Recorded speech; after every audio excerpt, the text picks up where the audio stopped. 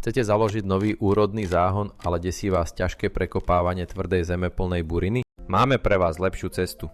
Zabudnite na boľavý chrbát, pretože mučovanie kartónom je ten najlepší spôsob, ako vytvoriť záhon bez jediného kopnutia. Táto overená metóda bez námahy zadusí agresívnu trávu a burinu. Zatiaľ čo pod povrchom priláka užitočné dažďovky a mikroorganizmy. Postup je veľmi jednoduchý. Najprv pokoste vybranú trávnatú plochu na úplné minimum. Následne celú oblasť pokrytie čistým, obyčajným hnedým kartónom. Dajte veľký pozor, aby ste predtým odstránili všetky plastové lepiace pásky a kovové spínky. Kusy kartónu ukladajte tak, aby sa prekrývali aspoň o 15 cm.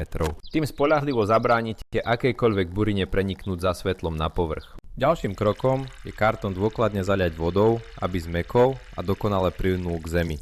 Potom naň bohato navrstvíte 15 až 20 cm kvalitného kompostu, do ktorého môžete rovno začať sadiť svoje obľúbené rastliny. Pamätajte na jedno dôležité zlaté pravidlo.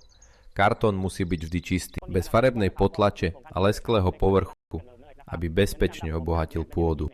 V priebehu niekoľkých mesiacov sa úplne rozloží a zanechá vám dokonale kyprú zeminu. Vyskúšajte túto skvelú metódu bez okopávania ešte dnes a vaša záhrada sa vám odmení bohatou úrodou.